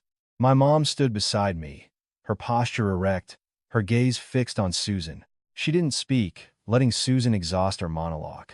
Susan, weeping, pointed a trembling finger at me. "I took her in for 3 years. I managed her money to save for our family's future. And what does she do? She hides money, buys expensive gifts for her own mother, and then packs a suitcase and leaves. She had this planned all along. I just want all of you to be my witnesses when I call the police." Hannah added, her voice quavering. "Leah, please, just give Mom back the money. We're a poor family. Don't be so cruel." Hearing the word cruel, I almost laughed. Some people speak of morality like they're reading scripture, but their hearts are as cold as a calculator. I looked at Ryan. He was still staring at the ground, unable to meet my eyes or his mother's. He was a man standing in the middle of a fire, pretending he couldn't feel the heat. My mother took half a step forward, her voice clear and strong enough for everyone to hear. You say you supported my daughter for 3 years. My daughter worked a full-time job. What kind of support involves taking every penny she earned? Susan immediately turned on my mother. And who are you to interfere? This is a family matter. I'm teaching my daughter-in-law a lesson. My mom didn't back down. I am her mother. My daughter is being publicly slandered, and I have every right to be here. Susan sneered. A mother who raised a daughter to destroy a family. Your daughter is a thief, and you're defending her. The crowd murmured. I knew this was the moment they were waiting for. If I yelled, I lost. If I cried, I was weak. I chose a third option. I stepped forward and looked directly at Susan, my voice so calm it surprised even me. Susan, you accuse me of theft. Do you have any proof? She sputtered for a moment, then snapped. The proof is that you left. The proof is that $150 receipt. Where did that money come from if you didn't steal it? I nodded slightly. Then, let me ask you again. Do you have proof that I took money times from you asterisk? Do you have a bank statement showing a transfer? Do you have any evidence at all? Or is this just your speculation? Susan was cornered. She wasn't used to being questioned this way. She turned to Ryan for help. Ryan, say something. Ryan looked up, his lips moving but no sound coming out. I looked at him, not pleadingly, but just looking, letting him see himself. If he lied now, he would be burying the last of his integrity. But he chose his familiar path of cowardice. Leah, whatever you did, you should explain it to Mom. I let out a soft, sad laugh. Then I turned to the crowd and said, I won't explain with my words. I'll explain with evidence. I took out my phone. I didn't play the recording right away. I made a clear, polite announcement first. I have an audio recording of a conversation that took place inside that apartment. If you all would like to hear the truth, I will play it. If not, I will submit it directly to my lawyer and the authorities. The crowd went quiet. People started looking at each other. Susan's face went pale not with fear of the police, but with the fear of being exposed in front of her audience. She shrieked, trying to regain control. You recorded me? Your own mother-in-law? You ungrateful wretch. I met her gaze. Whether I'm ungrateful or not, let's let everyone listen and decide for themselves. I pressed play. Susan's voice filled the courtyard, sharp and calculating, stripped of all its sweetness. Then Ryan's weak, hesitant replies. And then the final damning part. The plan to trick me into signing over my condo, to wait for the $150,000 buyout, and then to kick me out with nothing. I didn't play the whole thing. I played just enough for the narrative to be clear. I stopped it as the murmurs in the crowd began to change direction. Evidence is like salt. A little goes a long way. A woman in the crowd gasped. Wait, so you were really planning to take her condo? Another person muttered. Wow. To hear her talk, you'd think she was a saint. Susan jumped up, waving her hands frantically. Don't listen to her. It's edited. She fabricated it. I didn't argue. I just looked at her, my voice as steady as a news anchor's. Whether it's fabricated or not, I am prepared to submit the original, unedited file for forensic analysis. For now, I will say this one last time. I am not a thief. I did not have an affair, and I did not run away. I left because I was disrespected, and my property was being targeted. Hannah, her face ashen, stammered. You set my mother up. I looked at her coldly. No one set anyone up. There are just people who tell the truth, and people who get caught in their lies. Ryan stood there like a statue. He looked at me, then at his mother. For the first time, I saw a flicker of panic in his eyes, the panic of a man who realized his silence had just been put on display for the entire world to see. Susan started to sway, clutching a chair for support, gasping for breath. I couldn't tell if she was genuinely fainting or starting a new act. But this time, no one rushed to her side. The crowd that had been so quick to believe her just minutes ago now stood back, watching with suspicion. Public opinion, I realized, could turn on a dime. My mom gently tugged my arm. Let's go. That's enough. I nodded. I didn't stay to gloat. I had achieved my goal, to silence the rumors with the truth. Before we left, I turned back one last time and said, loud enough for everyone to hear, I am working with a lawyer. Anyone who continues to spread these false and defamatory statements will be dealt with according to the law. Then, I walked away. Not running, not crying. I walked up the stairs, and behind me, I could hear the whispers changing their tune. Poor Leah. That Susan is something else. And I understood a bitter truth. The court of public opinion isn't scary because it's powerful. It's scary when you don't have proof. After the showdown in the courtyard, I thought Susan might finally back down, but I underestimated her. People who live by controlling others don't repent when they lose control. They just find a new way to reclaim power.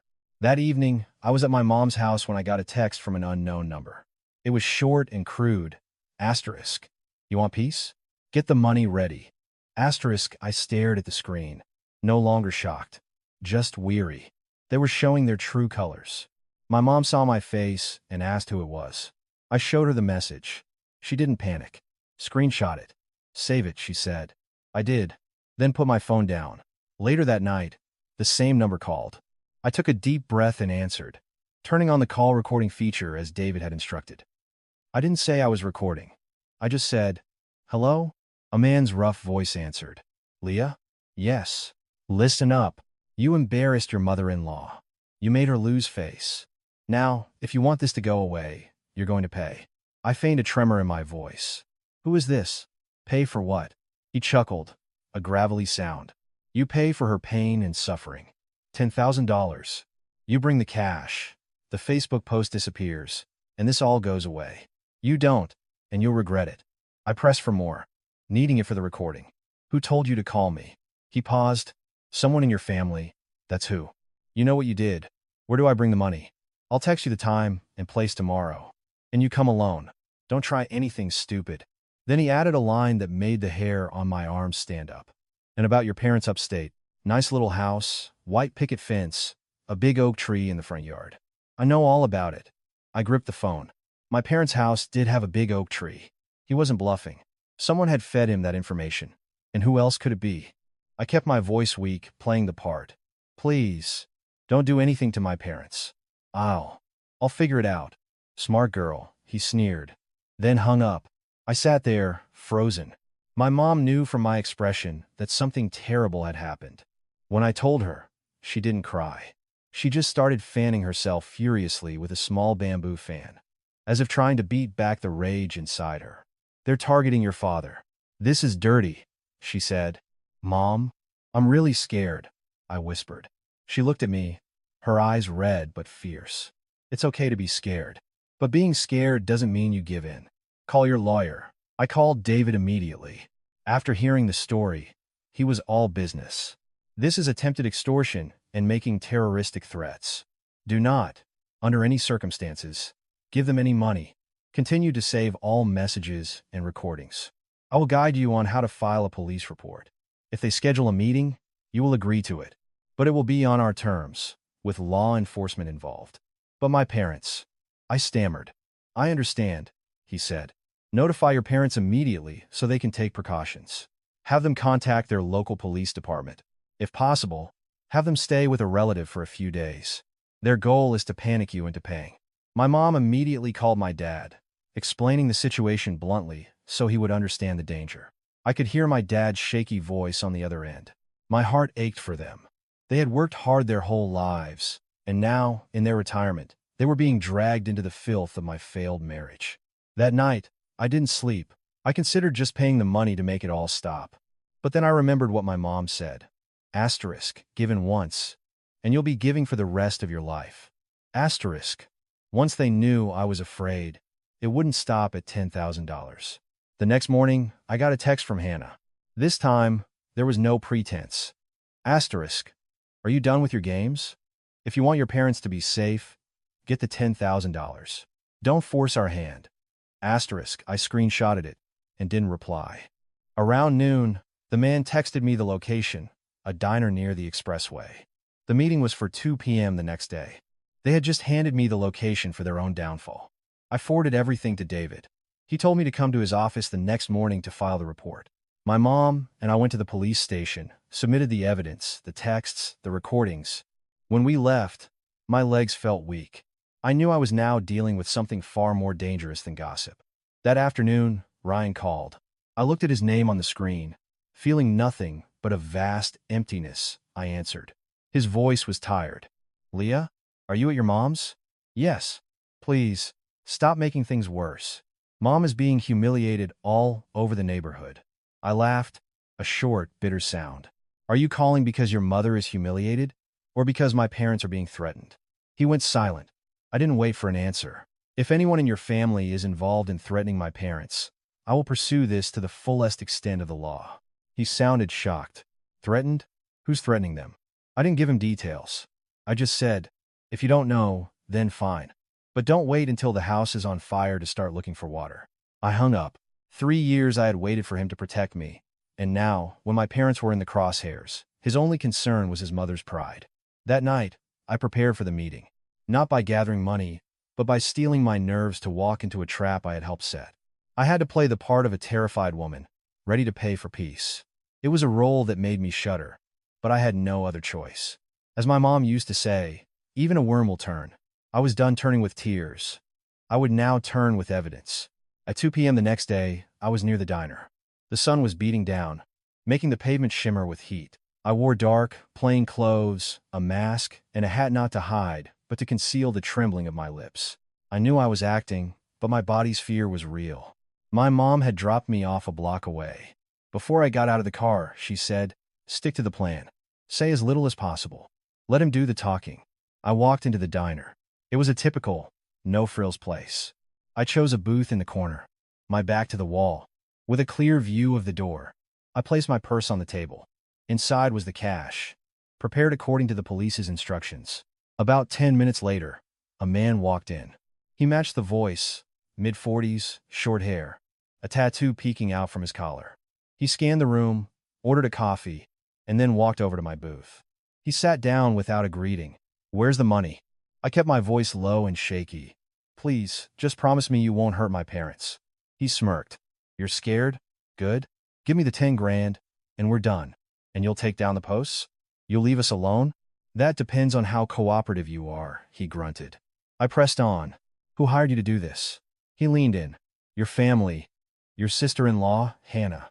She said you were stubborn." Hearing him confirm it, I felt a sharp pang, not of surprise, but of disgust at their shamelessness. I pulled the purse closer. "It's all here. Just leave my family out of this." He reached for the bag. "Open it." I shook my head, feigning panic. "Not here. People will see. This is my turf," he growled. "Open it." I unzipped it just a crack. He glanced inside, then leaned back, his voice a low threat. "Don't you ever think about calling the cops. If I hear you did, your family won't be safe." I let his words hang in the air, then delivered my line. "I won't. I just want this to be over." As he pulled the bag toward him, there was a sudden commotion. Before I could even turn, several plainclothes officers were at our table. "Police, stay where you are," one of them commanded. The man froze, then lunged to get up, but he was immediately restrained. The bag of money was secured as evidence. I remained seated, my hands clenched into fists under the table, my heart hammering against my ribs.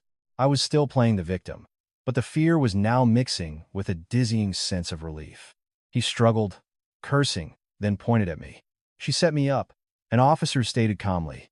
"We're acting on a formal complaint and evidence." They took my statement right there. When they asked who had orchestrated the shakedown, the man, seeing he was trapped, folded. It was Hannah, her sister-in-law. She texted me, told me to get the money. When I heard Hannah's name spoken aloud as a criminal suspect, I didn't feel triumph, only a deep sadness for the price of her greed. After they led him away, I walked out of the diner into the blinding sunlight. My legs were trembling, but I didn't fall. My mom was waiting. She took my hand and squeezed it tight. No words were needed. On the way home, a text from Ryan came through. Asterisk, "Leah, why did you block Mom's number? She's in the hospital." And the police just took Hannah in for questioning. "What did you do?" Asterisk. I took a deep breath and replied with one measured sentence. Asterisk, "I am following the law. Stay calm." Asterisk. That night, my mom made me a simple bowl of soup. As I ate, I felt the tension of the day begin to recede. "You see," my mom said, "when you face your fears with a clear head, the wicked expose themselves." I nodded. I didn't feel heroic, just exhausted. Exhausted that a family I once called my own had pushed me to this. I leaned back, feeling the quiet of my mom's house settle around me. It wasn't the quiet of resolution, but the quiet of having chosen to protect myself and my parents the right way.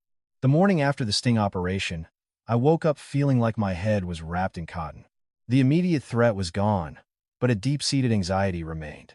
My mom handed me a cup of tea. "That's one door closed," she said. There will be others.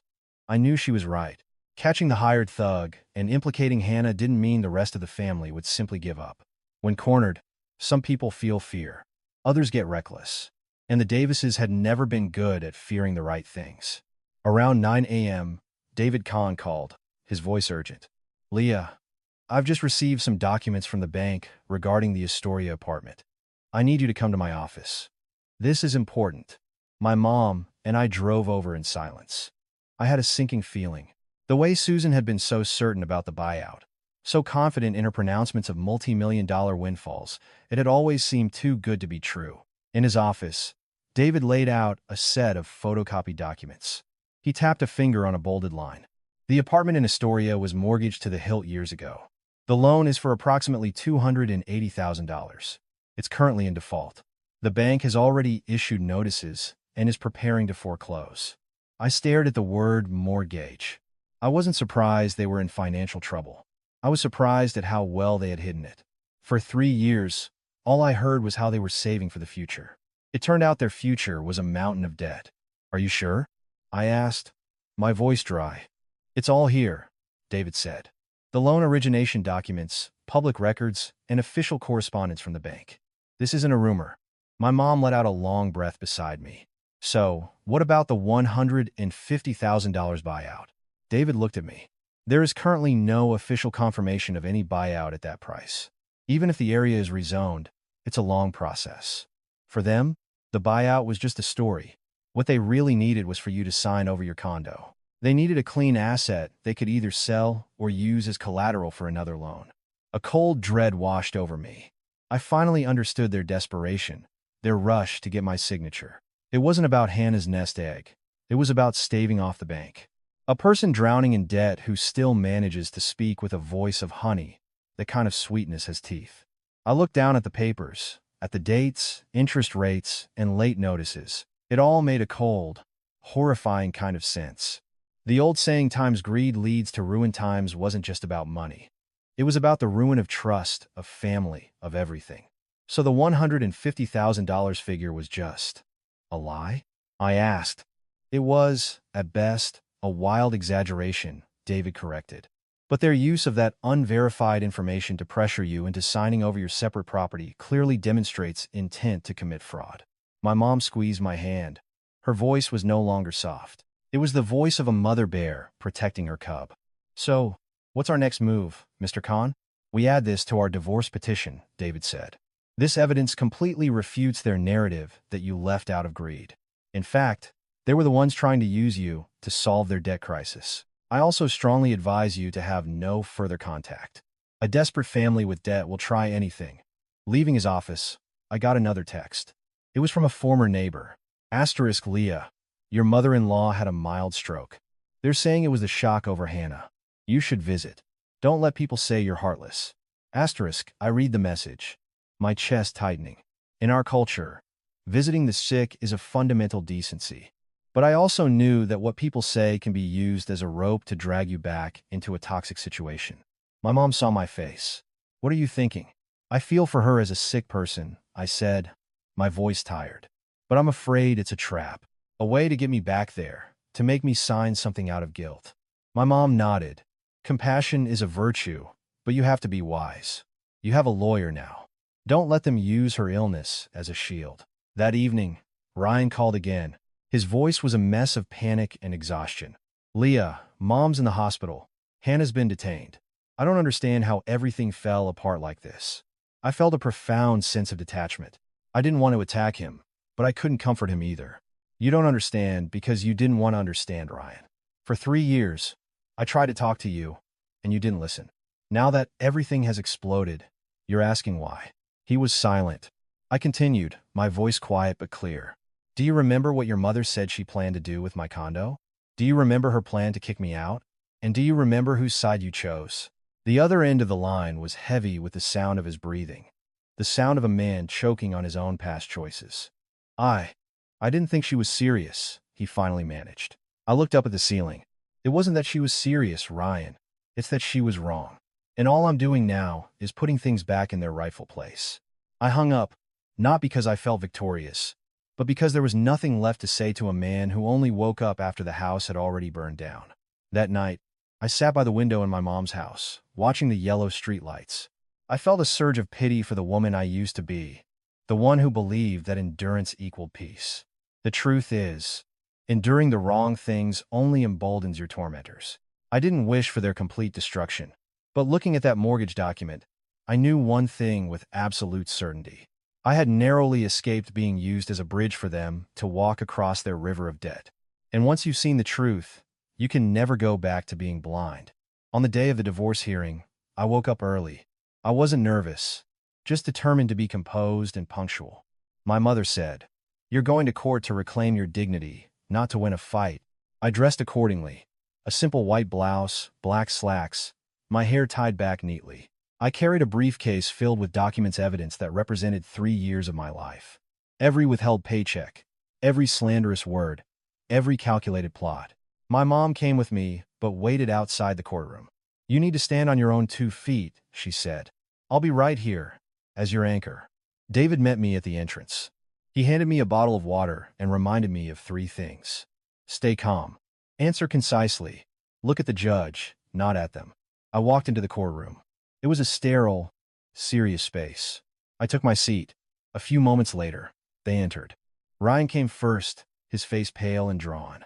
Behind him was Susan, dressed in dark, modest clothing, walking slowly, leaning on a cane for effect. And then Hannah, her face sullen, her eyes red with either anger or tears. I glanced at them once, then looked away. The hearing began, and their lawyer presented their case. It was exactly what I expected. They painted me as the villain, an ungrateful daughter-in-law who abandoned her family, hid money, caused her mother-in-law's stroke, and was now trying to divorce her husband to hoard the supposed buyout money. Their lawyer concluded with a flourish. My clients only ever wanted to preserve their family, but Miss Thompson's greed and deception made that impossible. I sat perfectly still. My mother's words echoed in my head. Asterisk. A clever tongue can turn black into white. But in here, there are documents. Asterisk. When it was my turn, the judge asked for my response. I stood up, my voice steady. I am seeking a divorce because I was not treated with respect or dignity in my marriage. My income was controlled, my character was defamed, and my in-laws engaged in a conspiracy to defraud me of my personal property. "Do you have evidence to support these claims?" the judge asked. David rose. "Your Honor, we have extensive evidence." And then, he began to lay out our case, piece by piece. First, the financial control. He presented my bank statements, showing every paycheck deposited and immediately withdrawn, along with my testimony that Susan held my debit card. Susan tried to interject. I was just helping her save. She's a spendthrift. David calmly asked, "Did you have a written agreement to act as her financial manager, Mrs. Davis? Did you ever provide her with an accounting of her funds?" She fell silent. Second, the defamation. He submitted the screenshots from the neighborhood Facebook group. I stated simply, I was publicly accused of theft and adultery. It caused me severe emotional distress. Third, the audio recording. David requested permission to play the key segment, the one where they laid out their plan to take my condo and kick me out. The courtroom was dead silent. You could have heard a pin drop. Susan shrieked, "It's a fake." She edited it. David replied, "We are happy to submit the original, unedited audio file for forensic analysis, Your Honor." Fourth, the extortion attempt. David presented the police report, the saved text messages, and the record of the sting operation. He framed it not as a separate criminal case, but as proof of the unsafe and coercive marital environment I had been forced to endure. Hannah's face turned ashen. And fifth, the final blow, the mortgage. David submitted the official bank documents, showing the apartment's massive debt and default status. The opposing party repeatedly used the unsubstantiated claim of a large buyout to pressure my client into surrendering her separate property, he explained. In reality, they were attempting to use her assets to resolve their own dire financial situation. I watched Susan's face crumble. The moral superiority she had worn like a cloak for 3 years was gone, leaving her exposed and small in a room that only cared about facts. The judge turned to Ryan. "Mr. Davis, do you have any response to this evidence?" Ryan stood, his shoulders slumped. I didn't know my mother would go that far," he mumbled. I just wanted peace. David asked one final, sharp question. But you do admit that you agreed with your mother's plan to have your wife sign over her property, do you not? Ryan was silent for a long time. Then, quietly, yes. But I didn't think it would come to this. I felt no satisfaction, only a profound sense of finality. A man who only regrets his choices after they have failed. The arguments concluded.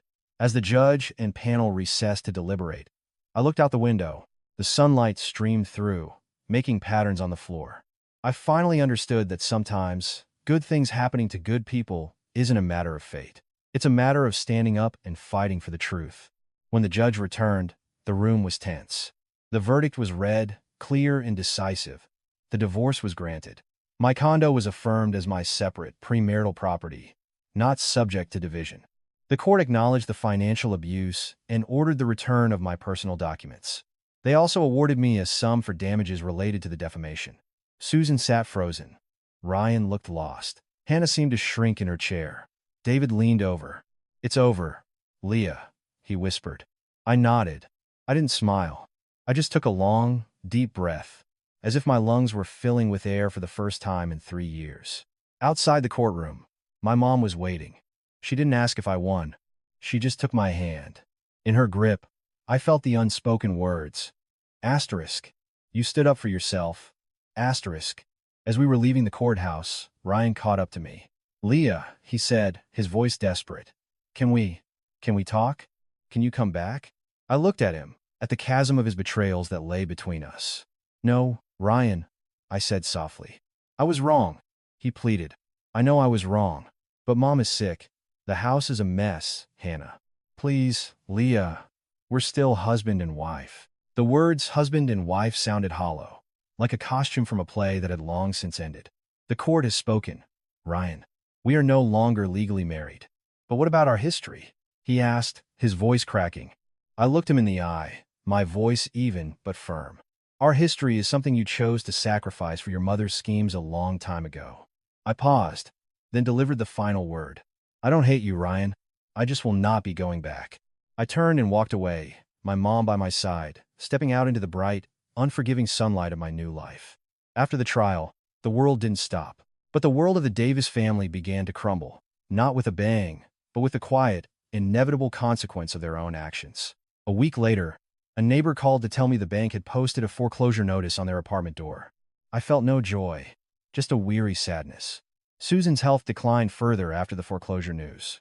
Hannah was convicted for her role in the extortion plot and received a short prison sentence. Ryan called me one last time, his voice broken. "Leah, I have nothing. The house is gone. Mom is in a nursing home I can barely afford. Can you help me? Just a loan." I remembered the woman who had to beg for $20 to buy shampoo. "I can't, Ryan," I said. "I'm not bailing you out of a mess you helped create." He was silent for a moment. Then he confessed one last, pathetic scheme. He had drafted a fake promissory note for $30,000, intending to sue me, claiming I had borrowed money from his mother. He sent me a picture of it, as if showing me the final bullet he had decided not to fire. I forwarded it to my lawyer. That was the last I ever heard from him. As for me, my new life began. I didn't rush to buy mansions or sports cars. I used my winnings to buy something I'd never had: security. I moved my parents into a comfortable house near me, with a sunny garden for my mom's herbs. I opened a small, clean, well-lit convenience store in my neighborhood, a real, tangible business that I could build with my own hands. I hired other women who had been through hard times, paying them a fair wage. I told them one thing: what you earn here is yours to keep. I also started a small, anonymous fund to help women in local shelters with small-scale emergencies: a daughter's school fees, a medical bill, a deposit for a new apartment. My mom, now my unofficial advisor, said, "Help people stand on their own feet, don't just give them a crutch." One evening, I was standing outside my store, watching the city go by. I thought about the woman I used to be, smiling blankly at customers while my spirit was hollow. I wondered what would have happened if I hadn't bought that lottery ticket. And then I realized the ticket was just the key. The person who turned it, who had the courage to open the door and walk out, was me. I learned that the best revenge isn't watching your enemies fall. It's building a life so good, so stable, and so true to yourself that they can no longer reach you. It's the quiet, profound peace of no longer being controlled by their chaos. My story taught me that endurance should never be a synonym for abuse, and the word family should never be a license for disrespect. My life is my own now, and that is a jackpot worth more than any amount of money.